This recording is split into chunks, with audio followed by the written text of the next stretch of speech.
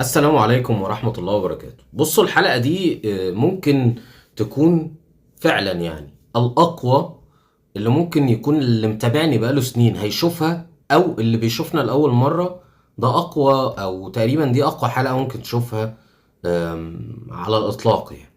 طيب هو إيه الموضوع؟ أنا هسيبكم مع الراجل اللي هيرد على فكرة وكلمة جيش المكرونة، والرد ده هو رد مزلزل وللتاريخ. والحقيقة يعني أنا بأمل وعندي أمل، وهقولها لكم على يعني بصراحة كده وبسرعة عشان ندخل في الفيديو على طول.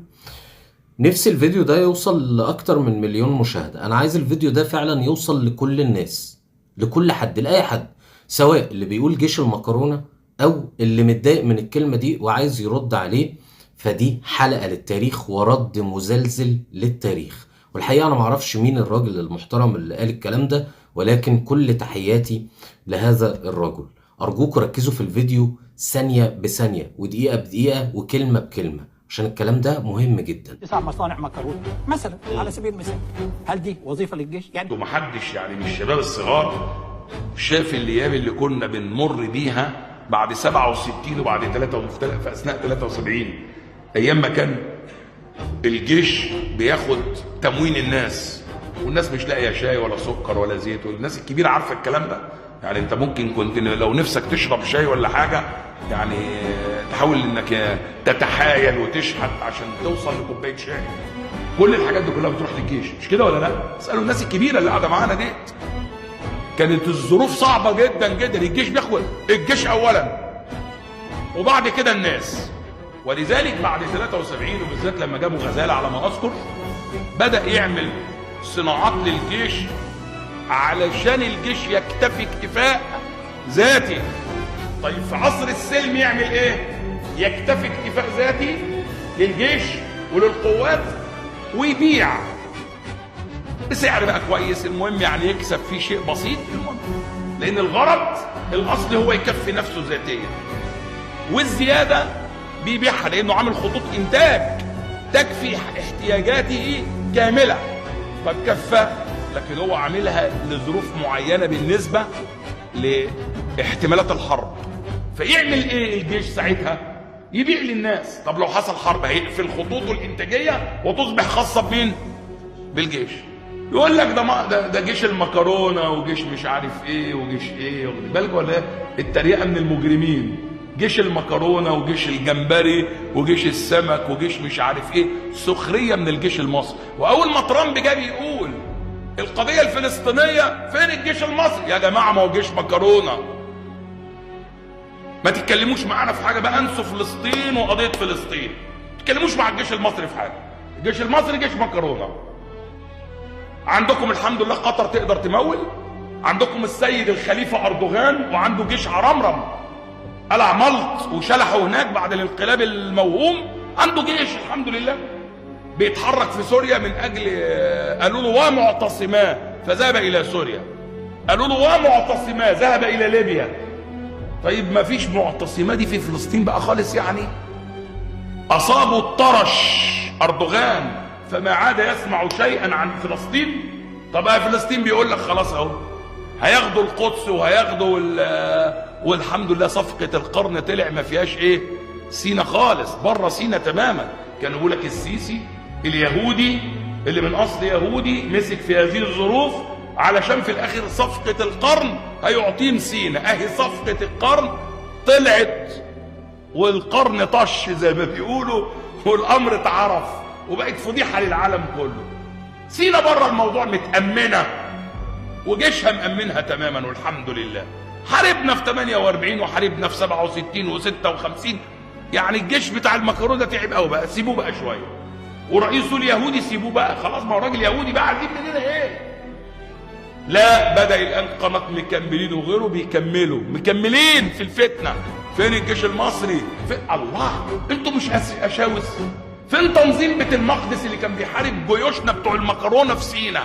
ما يتجه بقى لبيت المقدس، يدينا للخلف ضر بقى، ما يشتغل شويه. فين بتوع حماس؟ فين بتوع حماس؟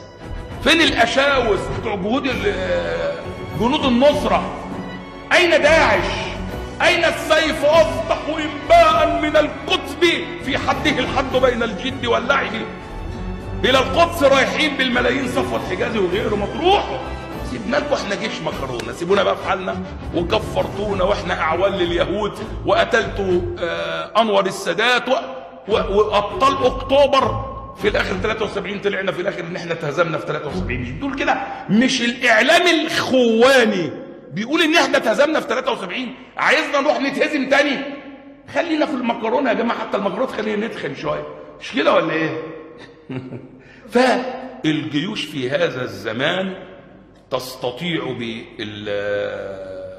بميزانيه القوات المسلحه تلتهم ميزانيه الامه في كل البلاد، ولذلك في كل العالم، ليست مصر بدعا من الدول، كل العالم، حتى الجيش الامريكي بيعمل بيتزا، الجيش الامريكي وبيعمل سندوتشات، بيتاجر علشان ميزانيته لابد يجيب فلوس منين؟ لازم يشتغل علشان ما يحوجكش انت، لانه ياخد منك لا زكاه ولا هياخد منك حتى زكاه في سبيل الله، سابها لك.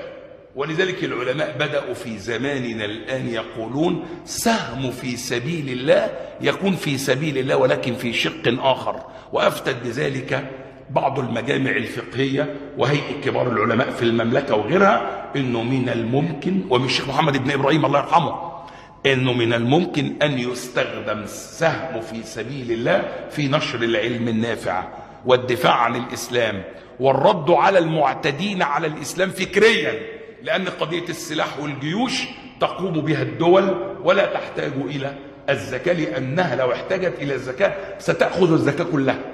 واخدين بالكم ولا لا؟ لأن الجيوش الآن أصبحت اللي بيشتري فرقاطة بكام، ولا سفينة حربية، ولا حاملة طائرات، ده الصاروخ الواحد بكام. الأمر بقى أكبر بكثير من قضية الزكوات.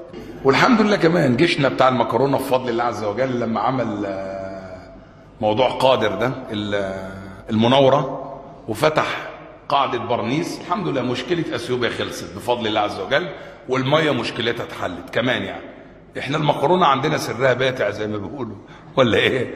يعني المكرونة عاملة شغل كبير قوي، المكرونة الاسباجيتي وبقية الانواع الحمد لله. عملنا استعراض في البحرين الاحمر والابيض، واحتمال نعمل واحد برضه في البحر الاسود ان شاء الله من ناحية شمال تركيا.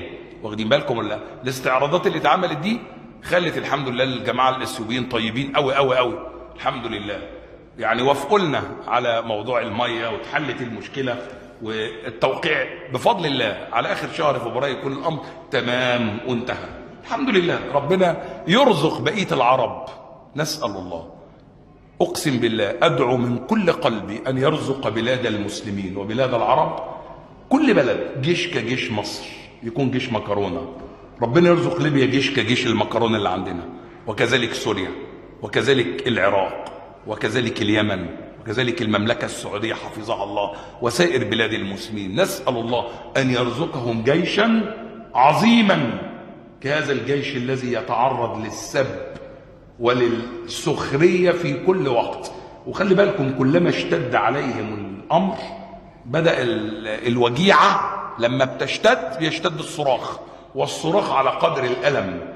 الجيش هذا أحبط مخططات الماسونية في هذا الزمان بفضل الله.